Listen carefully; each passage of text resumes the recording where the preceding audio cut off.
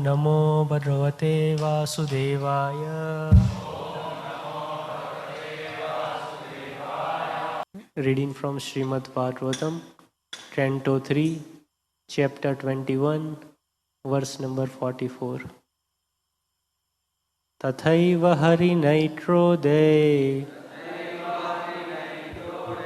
svavidravaya tunjarai Gropuchair haribir martair Natulair nabibirritam. Translation and purport by His Divine Grace A.C. Bhaktivedanta Swami Srila Prabhupada. Jai Prabhupada. Its source abounded with deer, boars, porcupines, dravayas, elephants, baboons, lions, monkeys, mongooses, and musk deer. Purport by His Divine Grace A.C. Bhaktivedanta Swami Srila Prabhupada. Jai Prabhupada. Musk deer are not found in every forest, but only in places like Bindu Sarovar. They are always intoxicated by the aroma of musk secreted from their navels. Dravayas, the species of cow mentioned herein, bear a bunch of hair at the end of their tails. This bunch of hair is used in temple worship to fan the deities. Dravayas are sometimes called chamaris, and they are considered very sacred. In India, there are still gypsies or forest mercantile people who flourish by trading kasturi or musk and the bunches of hair from the chamaris. These are always in great demand for the higher classes of Hindu population, and such business still goes on in large cities and villages in India. Thus ends the Bhaktivedanta purport.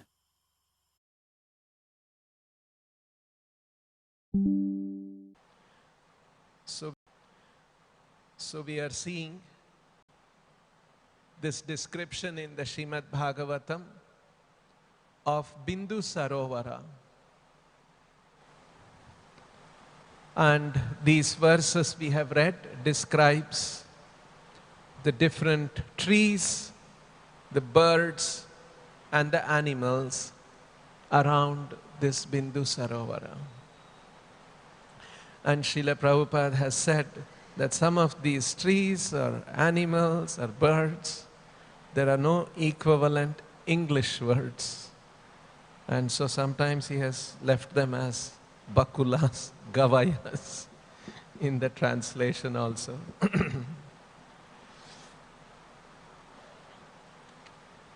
And in the purport, Prabhupada is talking about the gavaya and their tail and the hair, bunch of hair from the tail, which is used for making chamar.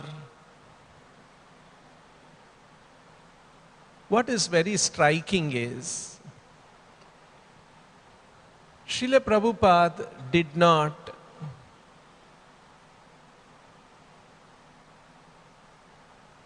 present Vedic culture merely on an intellectual platform. Philosophy,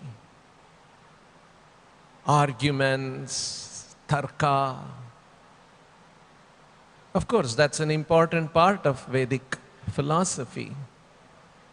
There were always debates and discussions about varying viewpoints from the Shastra, and that's part of Vedic culture.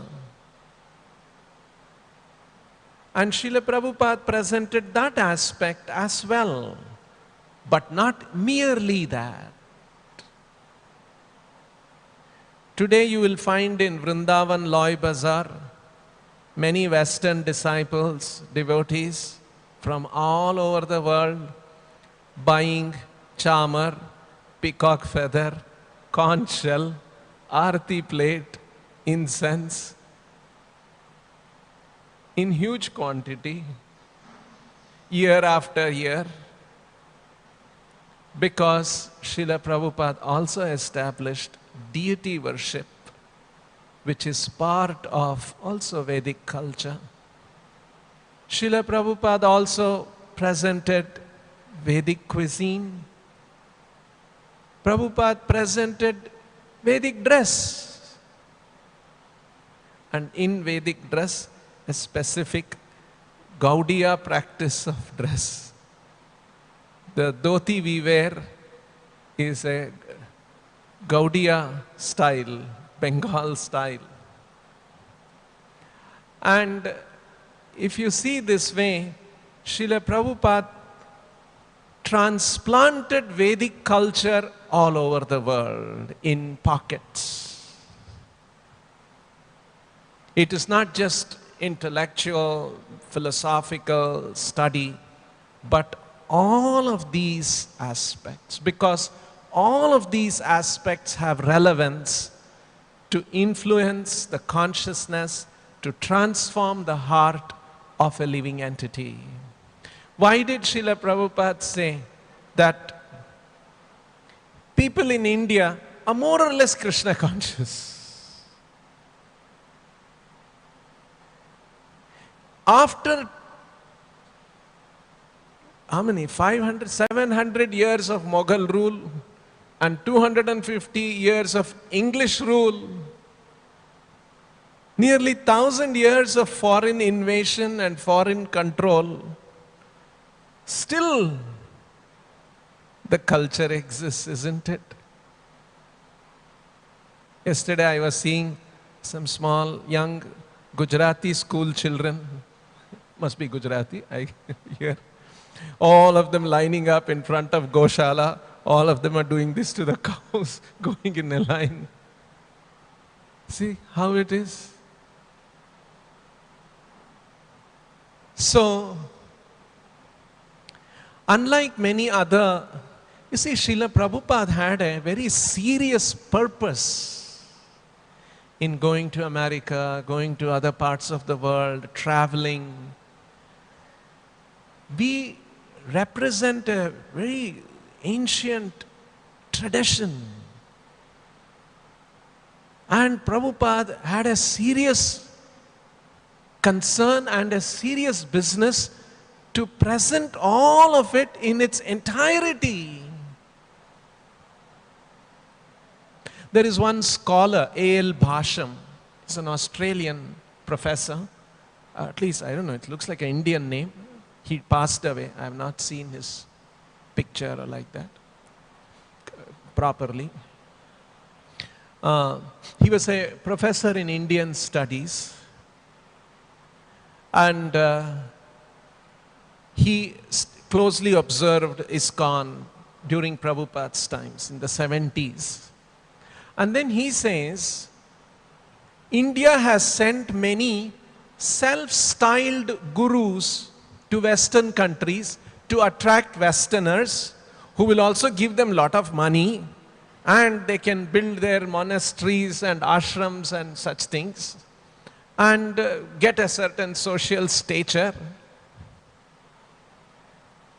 And these self-styled gurus make their presentation of their philosophy or whatever they are trying to teach in a slick, nice way, made to suit Western audience so that they will have maximum acceptability.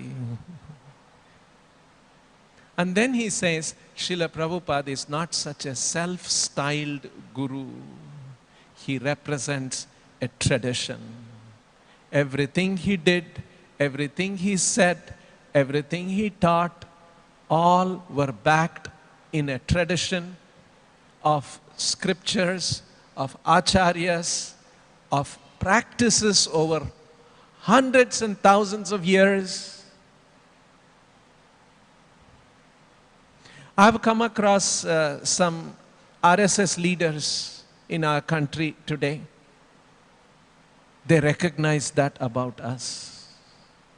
And they say these other gurus, like A.L. Bhasham used self-styled gurus. I've heard these RSS people describe them as pop gurus. You are all not like that. Srila Prabhupada is not like that. You all represent a deep culture.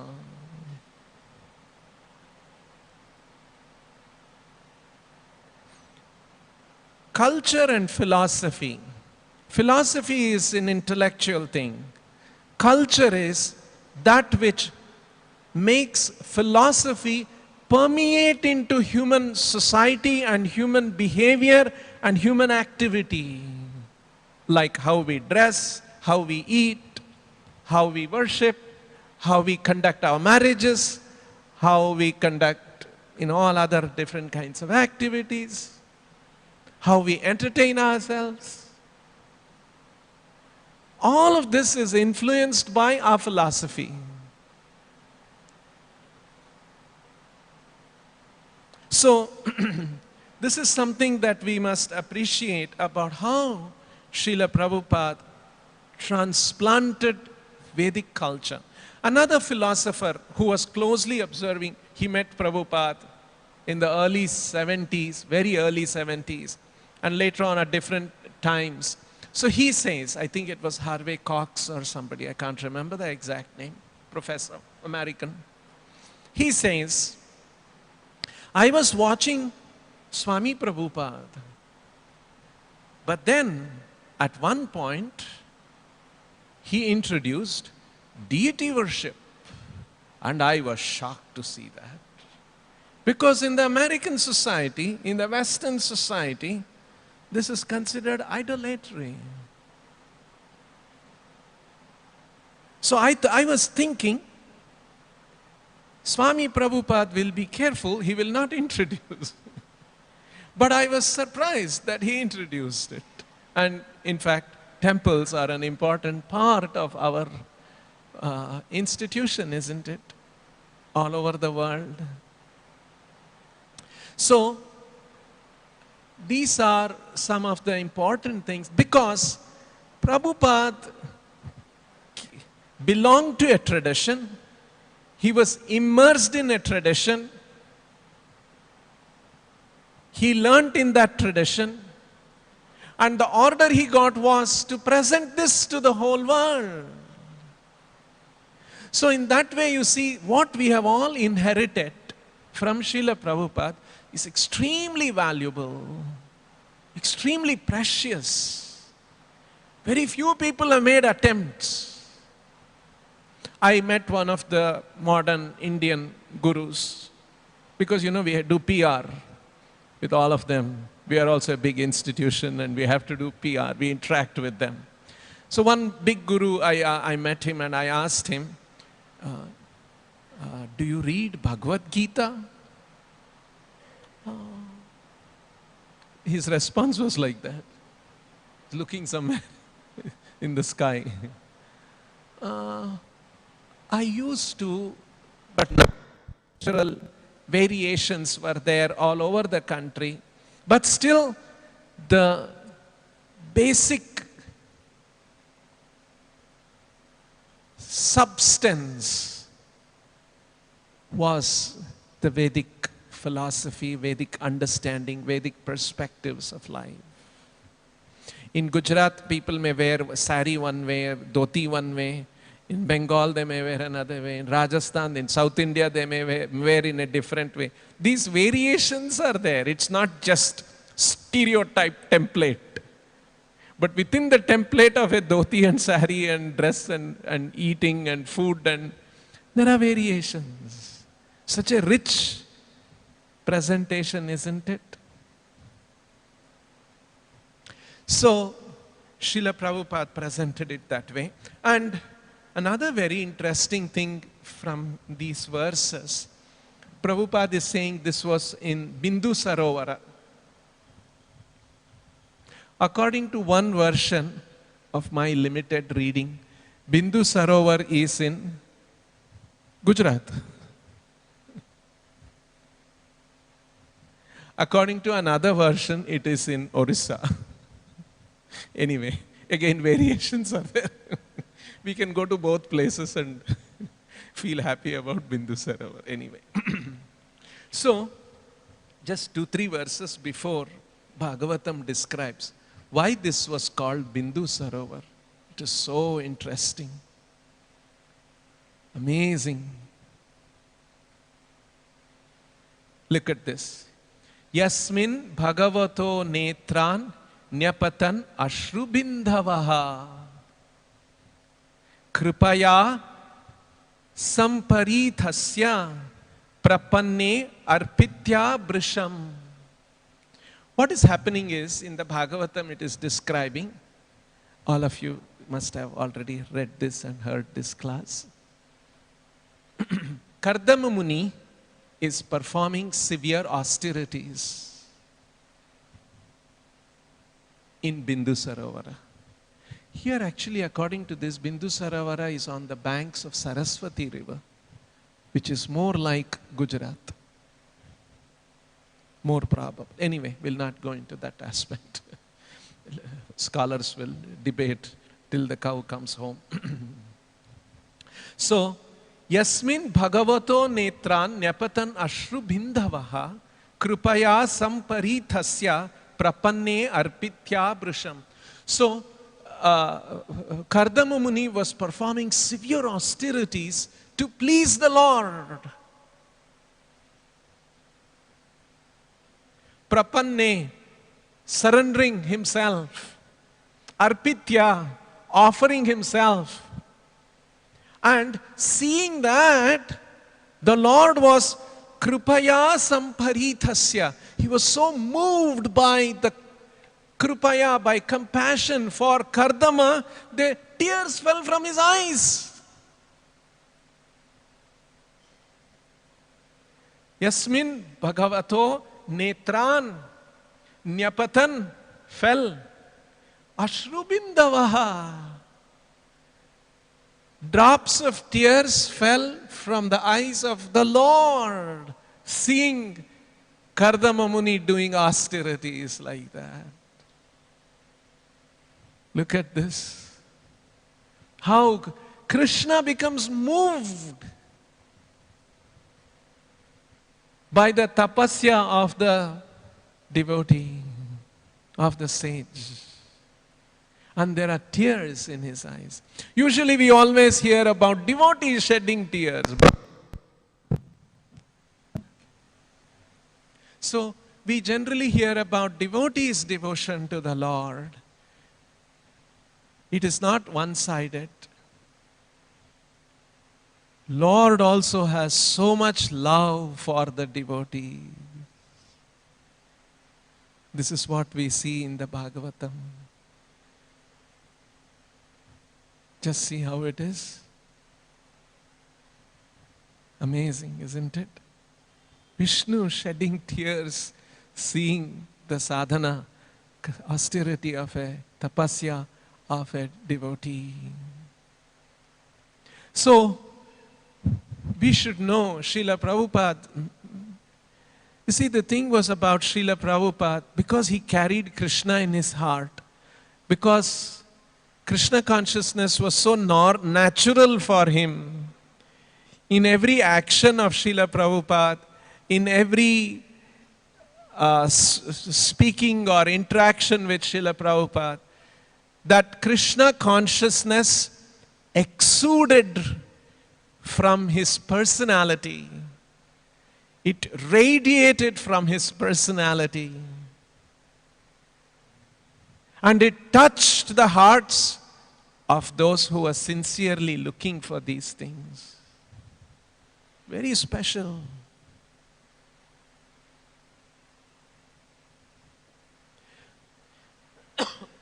There is another verse. This was, this is very interesting. Yasmin bhagavato netran nyapatan ashrubindavaha kripaya samparitasya. Kripaya. The Lord felt kripa, compassion. Oh, he is doing all this tapasya to please me, to surrender to me, to offer himself to me. So, this should give us hope that if we also sincerely do our tapasya, our sadhana, this will also be pleasing to the Lord. This is what Srila Prabhupada wanted our all devotees as an institution. We are not just an organization with some leaders and followers and money and infrastructure. The core of our organization, Prabhupada always wanted it to be spiritual. In fact, Prabhupada said, you take care of the spiritual things, management will become easy. It will just follow. Management, resources, money, ideas, influence, everything will follow. Core, it should be spirituality. This is how Srila Prabhupada presented. This is what all our obligation to Srila Prabhupada is to maintain this individually. At whatever level a devotee may be, a leader may be, a simple devotee may be, everyone, we have all inherited this great treasure from Srila Prabhupada. Prabhupada expects that we treasure it, we understand that, cultivate that, internalize that, and present that in whichever way our services allow us to manifest as an example for the world. This is Srila Prabhupada's wish. This is Srila Prabhupada's presentation.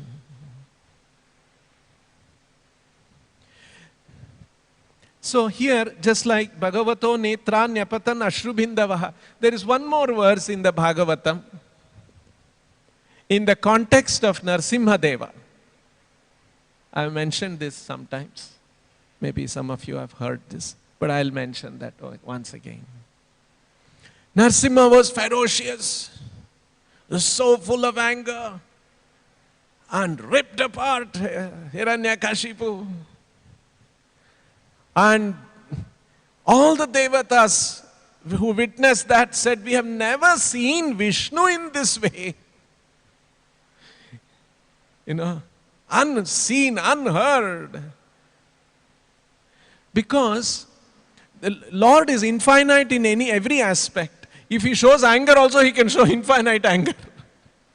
How it can be, right? If somebody becomes angry, how we get intimidated. Imagine Lord showing anger, what scale, what intensity, what proportion it can be. And devatas were seeing that. And they thought that we are all devatas. We cannot go near Him. And they offered their prayers, but He was fuming with anger. Why was His anger? What was His anger all about? His anger was that His dear devotee was being so much tortured. Isn't it? Again, it was love of His devotee. And then Lakshmi, they say, let Lakshmi try. Lakshmi also was hesitant. Even I have not seen my pati in this way. And then Brahma pushes Prahalad, small boy, you go. You go. And so Brahma goes before Narasimha and he falls flat at the lotus feet of Narasimha. Then what happened? Bhagavatam describes very nicely in this verse. Beautiful verse, simple verse. Swapada mule patitam tam arbhakam. Arbhakam, small boy. Patitam, fallen at his feet. Swapada mule patitam tam arbhakam. So the small boy was fallen at the lotus feet, Swapada, his own lotus feet. Patitam, he was lying down. Vilokya Deva, the Lord saw. Vilokya Deva, Vilokya Deva, Krupaya Pariplutaha. His heart overflowed with kripa. Swapada mule patitam tam arbhakam. Vilokya Deva krupaya pariplutaha. Pariplutaha means moved to ecstasy. Overflowing kripa, moved to ecstasy. We hear about devotees' ecstasies. Now it is Lord's ecstasy.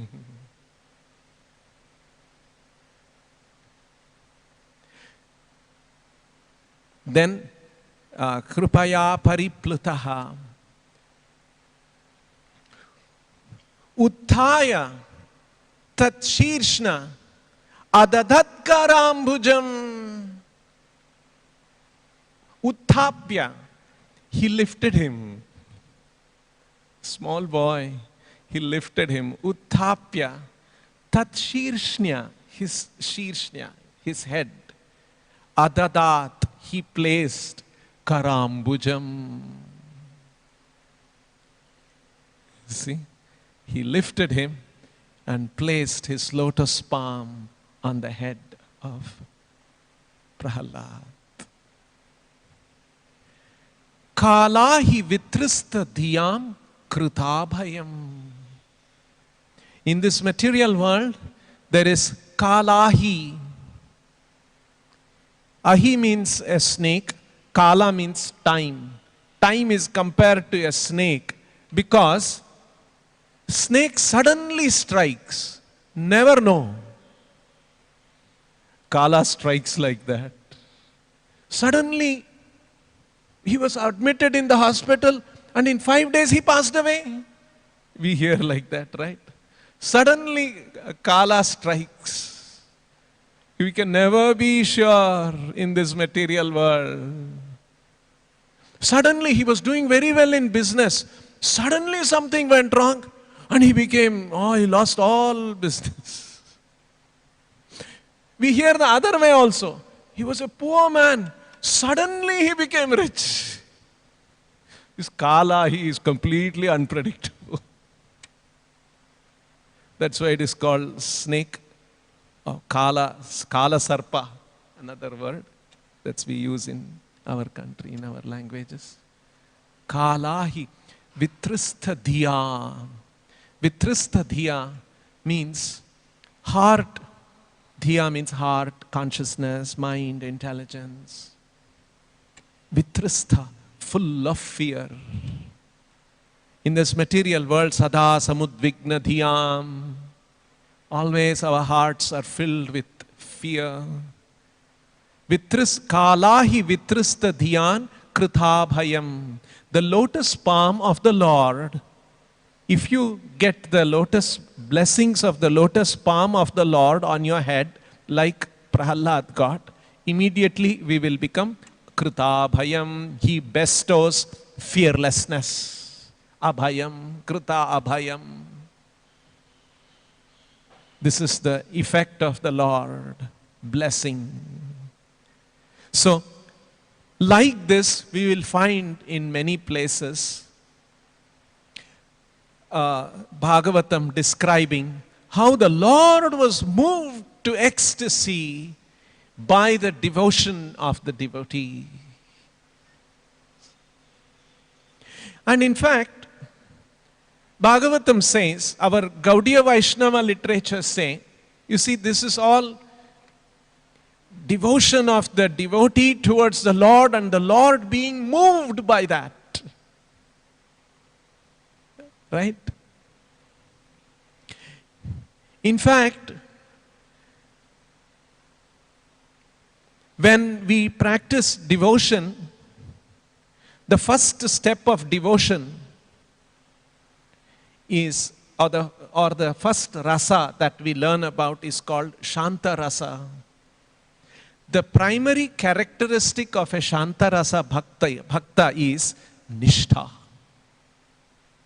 He is unshakable. He is fixed.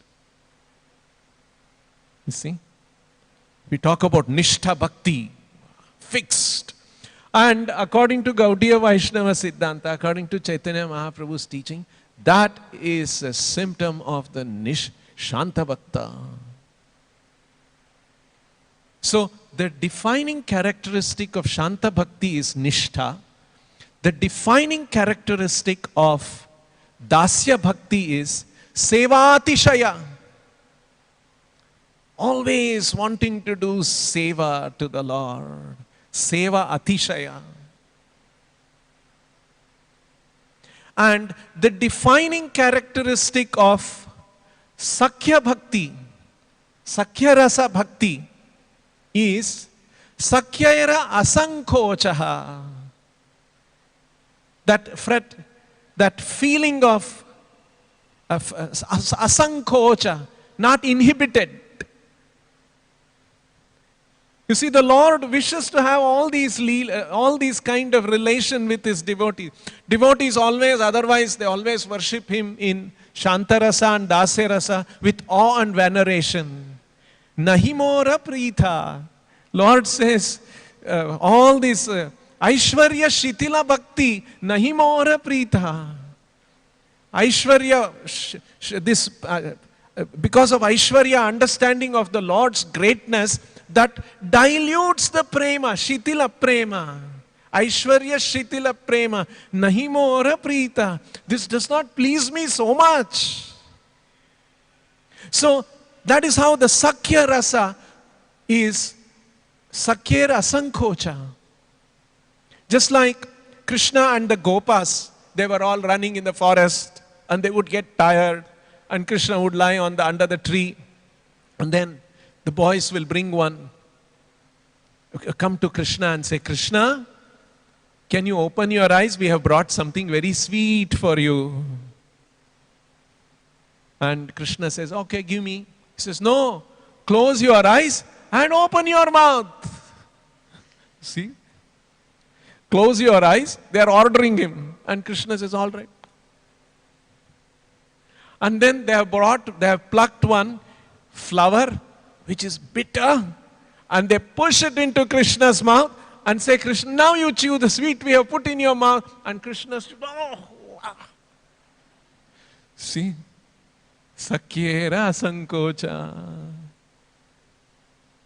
Can anybody do this to the Lord like that? In Vishnu Loka, will somebody go and say, Vishnu, can you close your eyes, open your...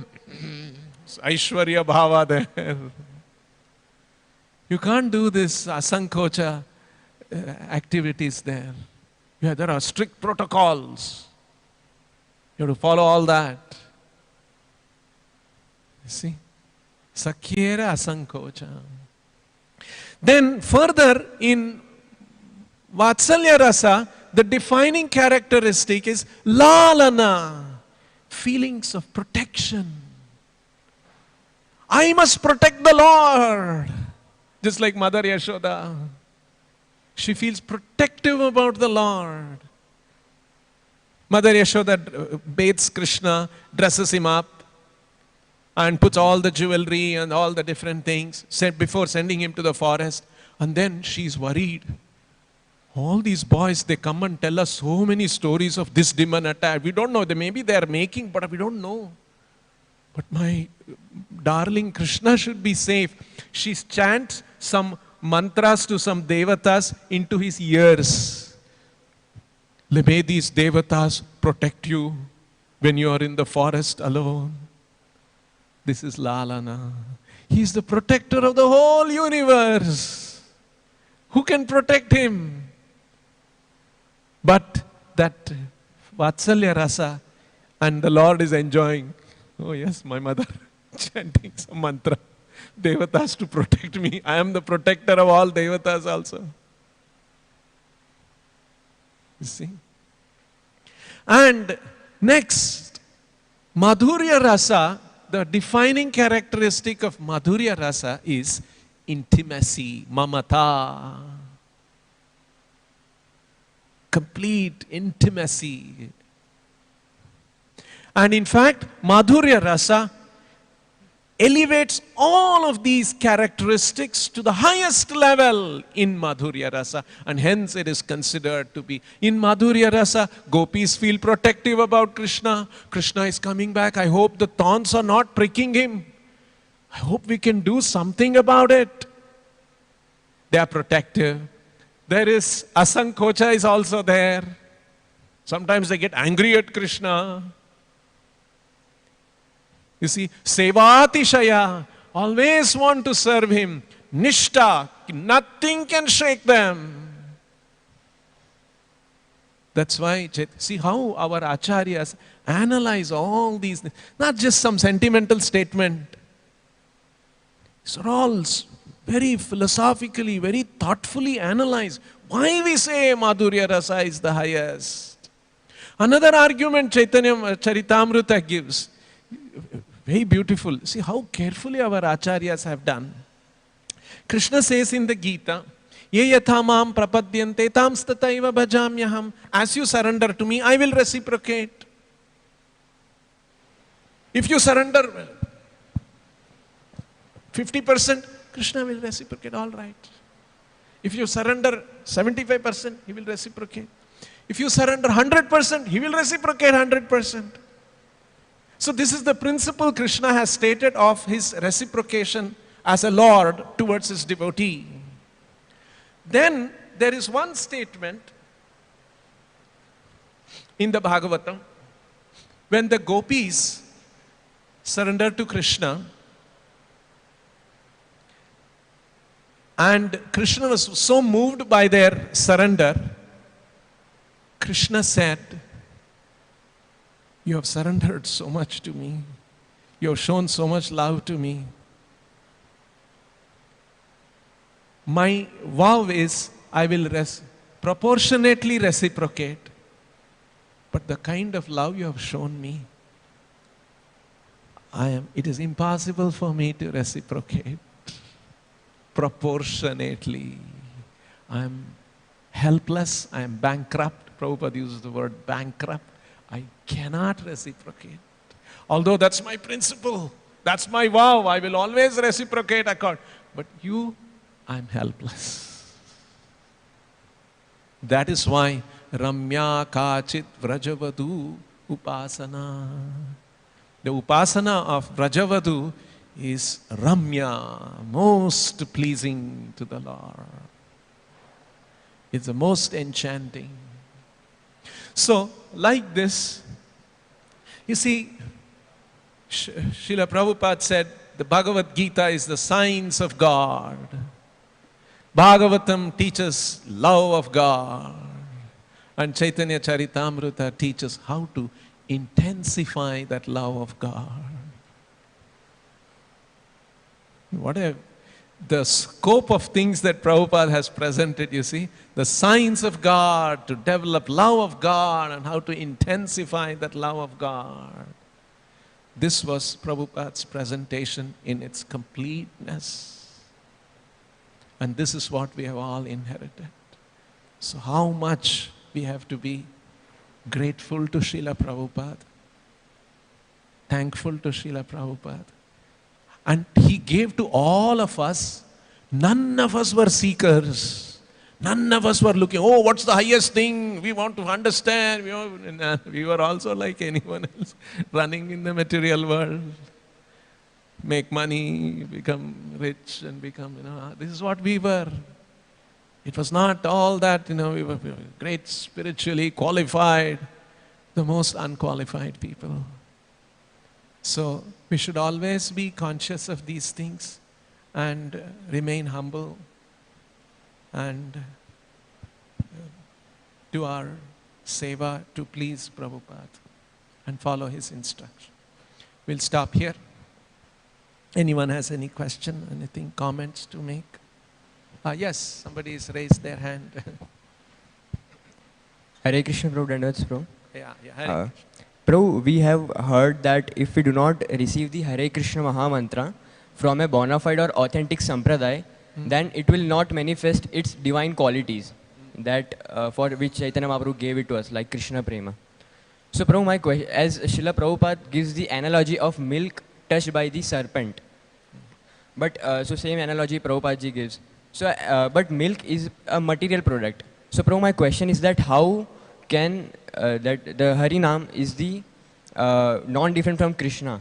So how can such a spiritual thing cannot manifest its divine qualities if not taken from a authentic sampradaya, bro? Yeah. Sampradaya vihinna is nishpale mataha. That's the verse, Shastra statement Prabhupada was quoting. If you don't receive it from the proper sampradaya, from a bona fide guru, it will be nishphale mataha, nishphala. It will not give the desired result. And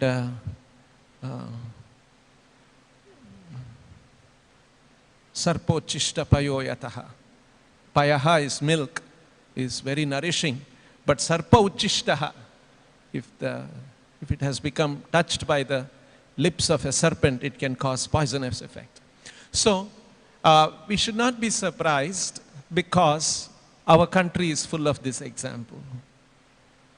There are so many people speaking from the Bhagavad Gita, and the result is they are not able to influence people to become devotees of Krishna, surrender to Krishna.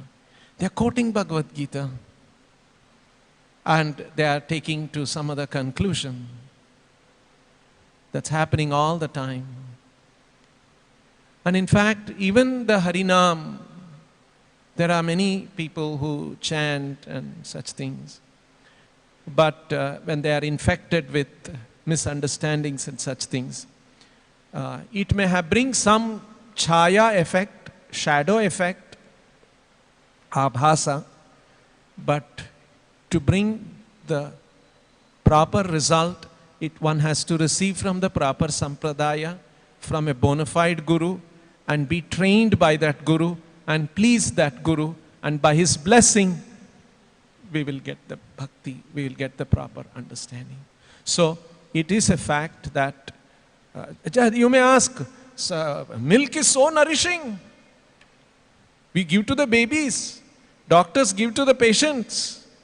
But how you are saying it will cause poisonous effect? Because it is sarpochishta. So it is, we have to carefully hear.